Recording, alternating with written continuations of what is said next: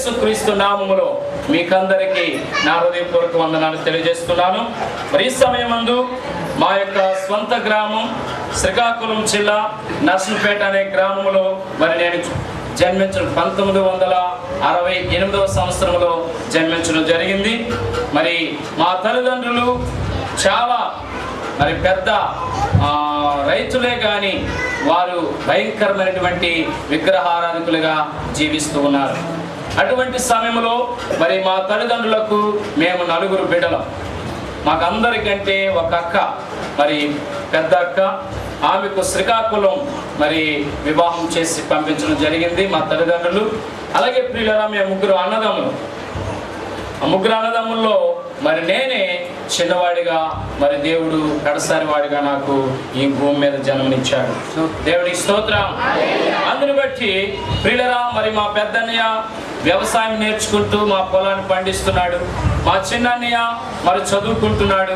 మరి నేను కూడా మరి చిన్నతనంలో మరి 8 సంవత్సరాల వయసులో మరి మా తల్లిదండ్రులు కూడా మరి నేనంటే చిన్నవాడిని కనుక చాలా ఇష్టపడి సంతోషంగా పెంచుతున్న సమయంలో నాకు భయంకరమైనటువంటి మరి వ్యాధి కలిగినట్లుగా మరి మా తల్లిదండ్రులు భయపడ్డారు. ఏంటి వ్యాధి అంటే ప్రియులారా, భయంకరమైన మూర్ఛ. ఆ యొక్క మూర్ఛ అంటే మరి ఏదో పడిపోయి లేవడం కాదు. ఆ యొక్క మూర్ఛ వ్యాధి లాగా నాకు వచ్చి మంచం మీద పడేసింది. మరి గాలి పీల్చటం లేదు, నీరు తాగటం లేదు, కోమాలో మరణ బంధకములతో నేను ఇలా చదివాం కదా, మరణము నుండి నా ప్రాణాన్ని కన్నీళ్లు విడవకుండా అటువంటి కన్నీళ్లు విడుస్తున్న సమయంలో మరి ఏమి చేయాలో తెలియక మా తల్లిదండ్రులు అయితే ప్రియులరా మరి ఆ యొక్క దానప్ప అనే దేవతను ఆరాధించేవారు. రాజమ్మ అని కొలువులు కొడిచేవారు.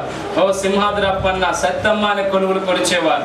ఓ మరి మా ఇంటిలోనే దేవుడు గది, మా ఇంట్లో మా అమ్మగారు మా నాన్నగారే కొమ్మలు పట్టుకుని పూజారులు కనుక మరి ఆ యొక్క పూజా సమయాన్ని లేక పండుగలు పెట్టి దానప్ప పండుగ పెట్టారు.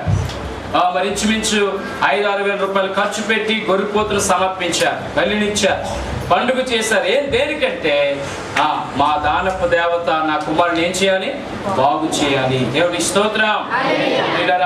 మా దానప్ప కాదు, లేకపోతే రాజమ్మ కాదు, లేకపోతే సింహాద్రప్పన్న కాదు, లేకపోతే ఓ మరి సత్తమ్మ కాదు, ఎవరు కూడా నన్ను బాగు చేయలేకపోయారు. దేవుడి స్తోత్రం. మరి వెంటనే ఎప్పుడైతే దేవతలు బాగు చేయలేదో మా అమ్మగారు ఏం చేశారంటే ఓ మరి ఆ యొక్క తిరుపతి వెళ్ళారు. ఆ తిరుపతి వెళ్ళి మా అమ్మగారు నిలువు దోపిడి ఇచ్చారండి. అప్పటికి మా అమ్మగారు ఒంటి మీద 30 తులాల బంగారం ఉంది.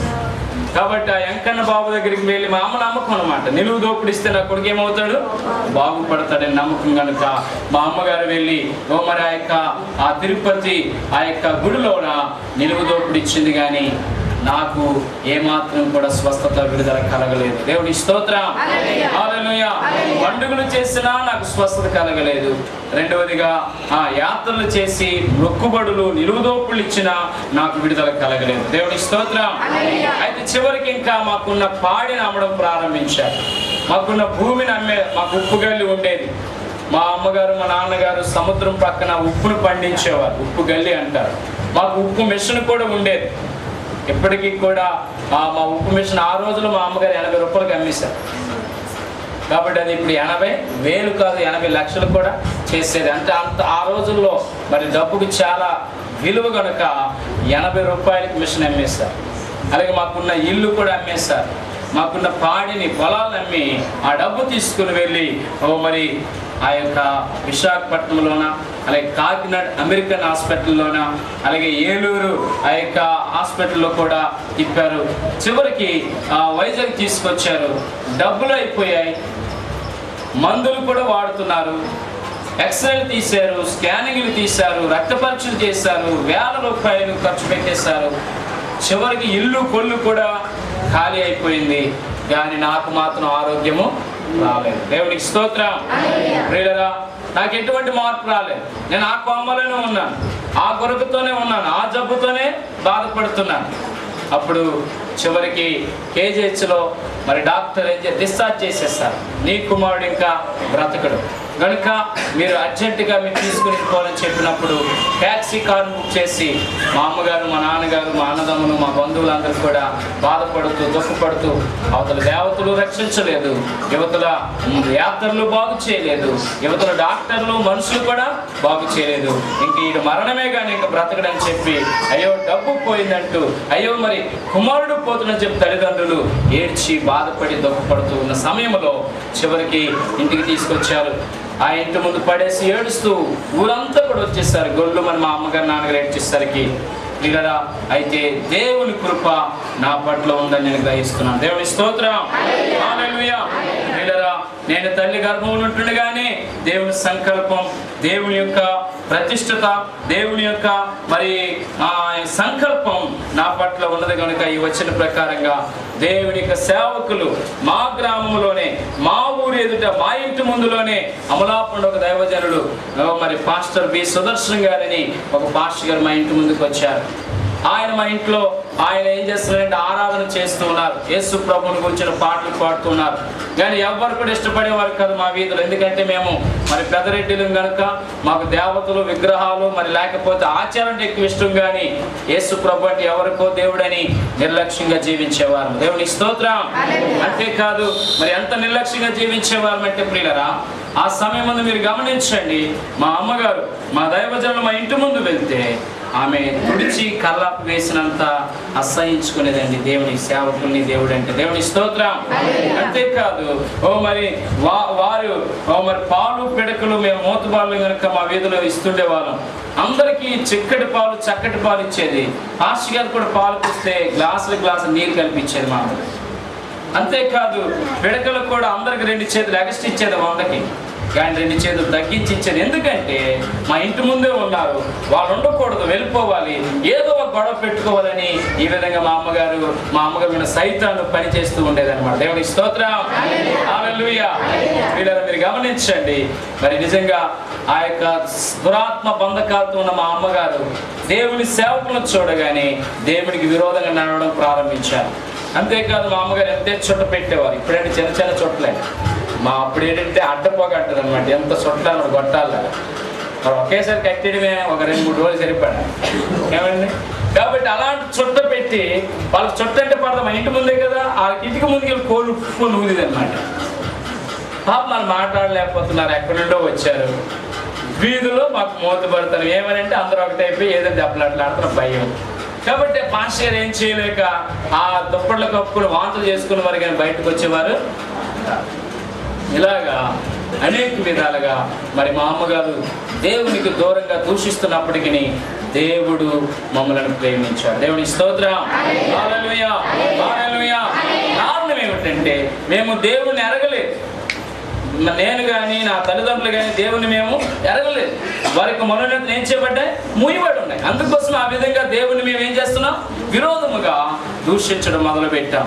అయితే ఒకరోజు దేవుడు మమ్మలను ఆయన కృప చూపి ఆయన పట్టుకోవడానికి ఆయన సన్నిధిలో దైవ సేవకులు ప్రార్థన చేశారండి. దేవుని స్తోత్రం.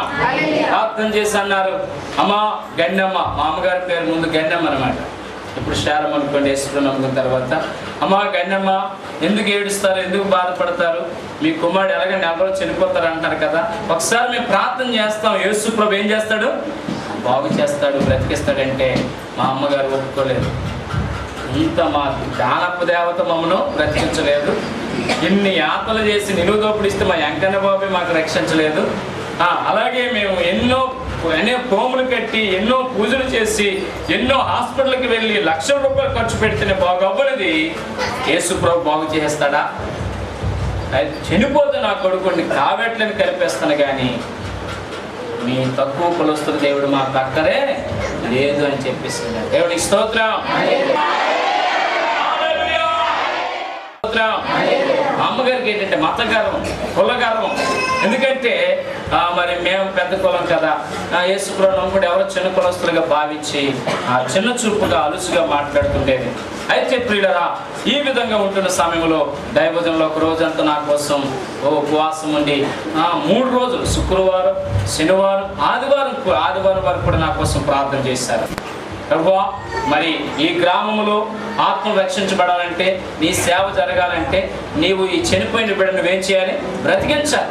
నీకు అసాధ్యం లేదు కూడా లేదు అని చెప్పి మా పాస్టర్ గారు నమ్ముతూ విశ్వాసంతో 3 దినాలు ప్రార్థన చేశారు. ప్రార్థన చేస్తే అందరు ఇలాంటి వర్షాకాలం అందరూ దమ్ములు ఉడుపులు అవుతున్నాయి, పొలాల్లో ఉన్నారు. నేను ఒక్కడనే మంచంలో కోమాలో ఉన్నాను. ఇంక నేను 3-4 రోజులు చనిపోయే పరిస్థితులు అందరూ కూడా ఇంక వదిలేశారు, ఇంక బ్రతకడు. అటువంటి పరిస్థితుల్లో దేవుని స్తోత్రం, హల్లెలూయా, హల్లెలూయా.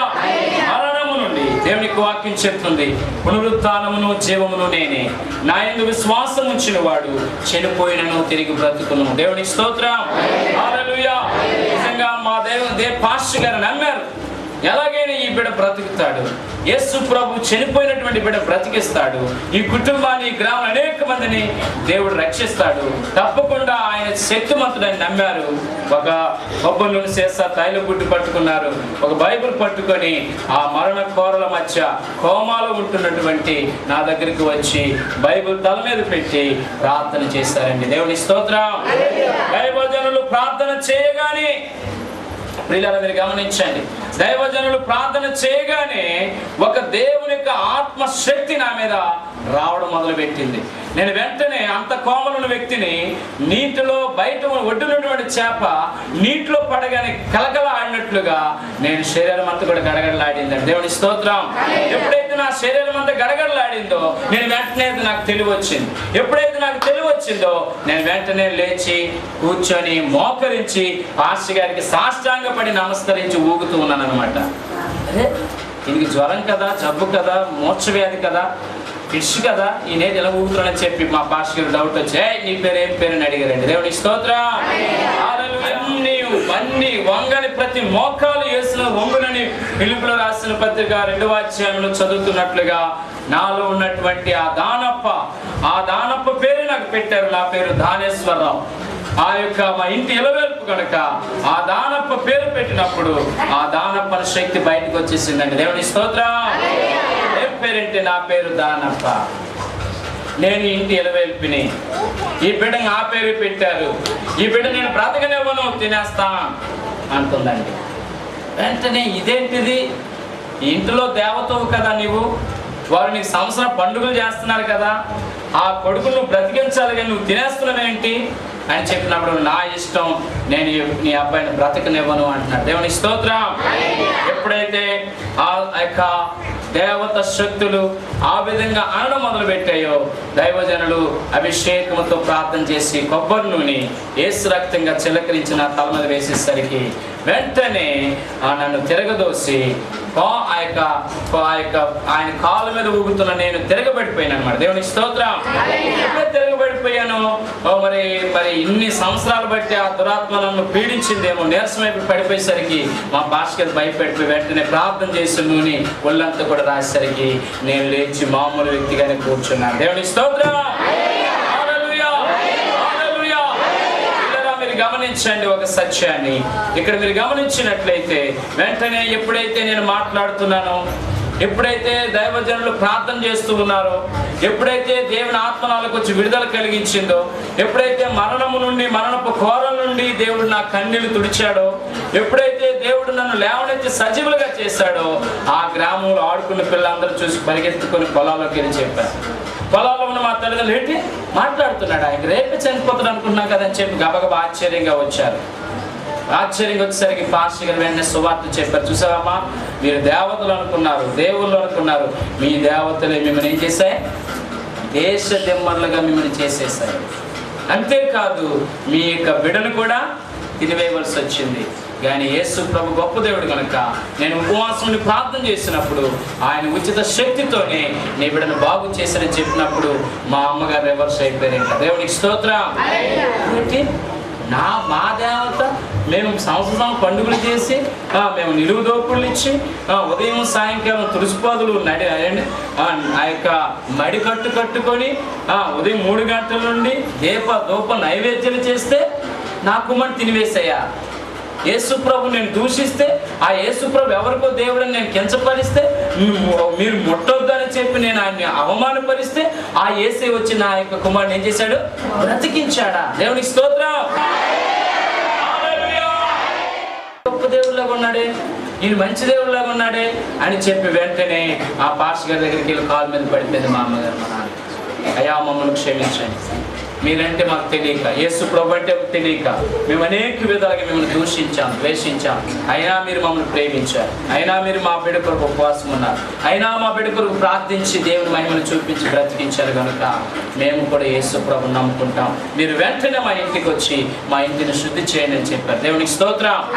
వెంటనే పాస్టర్ గారు వచ్చారు. ఇంటి ముందు తులసిపాదు ఉండేది, గుణపాలతో తవ్వేశారు. ఇంటి వెనక తులసిపాదు ఉండేది, తవ్వేశారు. ఇంట్లో ఉన్న బొమ్మలు, ఆ దేవుడి గదులున్న ఆ దేవత బొమ్మలు, ఆ పూజారి బొమ్మలన్నీ కూడా తీసేసి మూట కట్టి ఒక చెరువులో నూతులు పడేశారు. ఇంట్లో యేసు రక్తం చేసి శుద్ధి చేసేసి ఆయన ప్రార్థన చేసి వెళ్ళిపోయారు. దేవునికి స్తోత్రం. ఎప్పుడైతే మరి ఆ యొక్క ప్రార్థన చేసి వెళ్ళిపోయారో, వెళ్ళిపోయిన తర్వాత మా అమ్మగారు మా నాన్నగారికి ఇంకా యేసు ప్రభు అంటే నమ్మకం వచ్చి ఇంకా మందిరానికి వెళ్ళడం ప్రారంభించారు. మరి మనకు దగ్గరికి కాదు, నర్సంపేటలో అంటే ఇంచుమించు ఎక్కడ 5 కిలోమీటర్ల ఆ రోజులు బస్సు నుండి నడిచి వెళ్ళేవారు. చాలా కష్టం. అయినా మా నాన్నగారు నన్ను గురంపండి అంటారు కదా, ఆ యొక్క భుజం మీద ఎత్తుకొని వెళ్ళిపోయేవాడు అన్నమాట. చర్చికి వెళ్ళి మా నాన్నగారు మా అమ్మగారు కూడా బాప్తిసం తీసుకున్నారు. తీసుకున్న తర్వాత మా నాన్నగారికి అంతకుముందు రంగయ్య అని పేరు ఉండేది, అబ్రహాముగా మార్చారు. మా అమ్మగారికి గన్నెమ్మ అని ఉండేది, ఆమెకు మరి శారమ్మ అని పేరు పెట్టడం జరిగింది. దేవుని స్తోత్రం.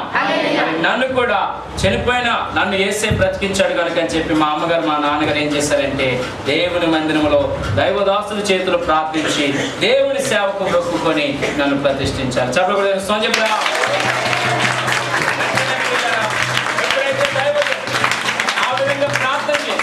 అభిషేకముతో మరి ప్రతిష్ఠించారో వెంటనే ప్రియులరా ఏం జరిగిందో తెలుసా? సమూయేలుని పేరు పెట్టి దేవుని సేవకుడిగా నన్ను మందిరంలో సంఘమంతా ప్రార్థించి అభిషేకించారు. దేవుని స్తోత్రం. అయితే ప్రియులరా మరి చిన్నతనంలో 8 సంవత్సరాల వయసులో ఆ విధంగా యేసు ప్రభు నన్ను కాపాడి బ్రతికించి లేవనెత్తి ఆయన ఉచిత కృపను బట్టి నాకు జీవాన్ని ఇచ్చాడు. అయితే ఈ రోజు వరకు కూడా దేవుడు నాకు ఇచ్చిన 40 సంవత్సరాల వయసు వచ్చింది. దేవుడు ఆరోగ్యమునిచ్చి బలమునిచ్చి కాపాడాడు. నేను అప్పటి నుండి మరి చదవడం ప్రారంభించాను.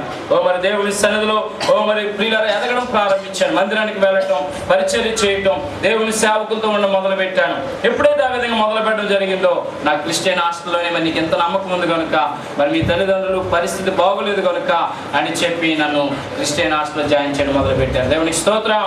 మా పాస్టర్ గారే మరి శ్రీకాకుళం డగ్లస్ హోమ్లో నన్ను ఆ యొక్క హాస్టల్లో మరి మంచి క్రమశిక్షణ ఉంటుంది, నువ్వు భక్తులు ఎదగొచ్చు, మంచి చదువు ఉంటుందని చెప్పి అక్కడ జాయిన్ చేశారు. దేవునికి స్తోత్రం. అయితే ఒకవైపు మేము యేసు ప్రభువుని నమ్ముకొని మేము సంతోషించి నా కుమారుడు బ్రతికాడని రక్షణ పొందుకొని ఆనందిస్తూ ఉంటే మా పొలంలోని గొడవలు వచ్చాయి. మీరు ఆ యేసు ప్రభువుని నమ్ముకున్నారు, మీరు మా యొక్క పొలంలోని మేము వెలివేస్తాం అని చెప్పి బెదిరించారు. అప్పటికే మాకు ఇల్లు లేక మా మాయగారి ఇంట్లో ఉంటే మా మామయ్యే మా ఇల్లు విడిచిపెట్టి వెళ్ళిపోయింది, మా కులమంతా ఒప్పుకోవట్లేదని చెప్పారు. మరి ఉండడానికి ఇల్లు లేక మరి పొలం నుండి వెలివేశారు కనుక మా అమ్మగారు ఒక చెట్టు కింద కూడా ఒక రోజంతా ఉండిపోవాల్సి వచ్చింది నన్ను ఎత్తుకొని. దేవునికి స్తోత్రం. అప్పుడు చివరికి పాస్టర్ గారి దగ్గరికి వెళ్తే చర్చిలో కొన్ని రోజులు ఉండడం జరిగింది. ఆయన దేవుని కృపను బట్టి దేవుడు నిజంగా మాకు తోడుగా ఉన్నాడు కనుక ఆ రోజుల్లో ఏడుగా క్రిస్టియన్ ఆయన ఎవరైతే యేసు ప్రభువుని నమ్ముకున్నందుకు నిందించారో వెలివేశారో వారందరినీ కూడా మా వీధిలో ఈ చెమట ఆ చెవులు నిలబెట్టేశారు.